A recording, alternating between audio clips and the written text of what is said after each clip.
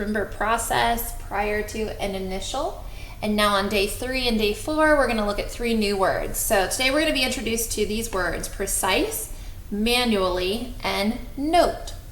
Remember that the initial step in the process of making oobleck is to measure and pour water into a bowl.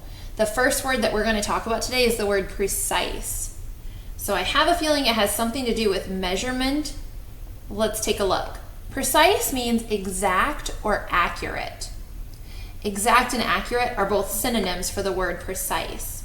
Now, if we're talking about the word precisely, adding that suffix ly, the suffix ly, remember, has 2 meanings: happening at a certain time, like we saw with initially, or happening in a certain way.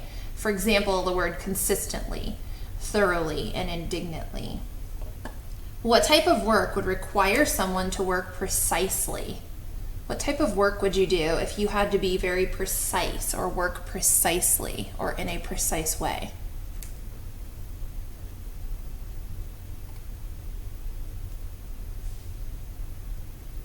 Excellent. Let's take a look. This game is called Would You? So we're focused on the word precise. Let's look at the first example. If a fireworks display started precisely at 8 o'clock p.m., would you miss the beginning if you came at 8:15 p.m.? Why? If you have someone next to you, you can turn and talk or think to yourself.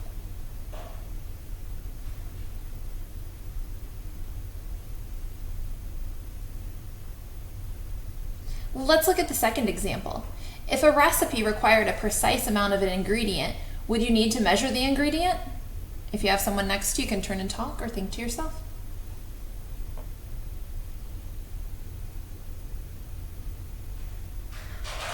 And let's look at the last one. If you counted the number of students in the classroom slowly and precisely, is it likely that you would make a mistake in counting?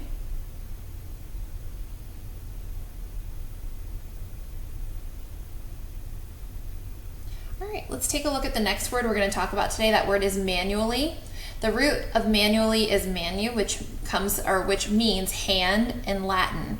So a root is a word that is used to make other words. So manually means in a way that is done by hand or handmade. I want you to think about the next few examples. Are these following things done manually? And I want you to explain your thinking. Let's look at the first one. Manually or not manually? Mrs. Connor uses a remote control to turn the TV off. Is this done manually or not manually? Right, in this example, it's not manually. Not manually because she's not having to get up, walk to the TV, and do it by hand. Let's look at the next example. Manual or not manual? Mrs. Durkee uses an electric garage door opener to open her garage door. Right, again, this is not manual. Manual would mean that she had to pull like that cord that sometimes is there in the garage and actually lift the garage by hand. She's using an electric garage door opener, so this is done not manually. Let's look at the next example. Miss Curry uses a needle and thread to sew a button onto her shirt. Is this manual or not manual? Right, this is an example of something that's done manually or by hand. What would Miss Curry have to use for this example to be not manual? Maybe you have one of these in your house. She would have to use a sewing machine.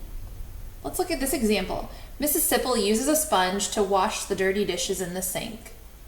Is this being done manually or not manually? Right, in this example, Mrs. Sipple is doing this manually. If she were to do it not manually, she'd be throwing them into a dishwasher. Let's look at the last word that we're going to talk about today. That word is note. Now, I know that you've heard this word before, but this is a multiple meaning word. The first definition means to notice or pay careful attention to something, like please note, or this is an important notice. When might it be important to note what someone is doing or saying? So when do you find that it's important to note what someone's doing or saying?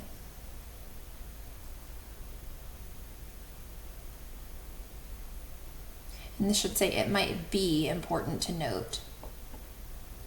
Right. I think it's probably important to note what someone's saying or doing, especially if they are giving directions. So when directions are being given, it's really important to note what someone is doing or saying. So what else do you know about the word note? What is a note? When might you take notes? You see him.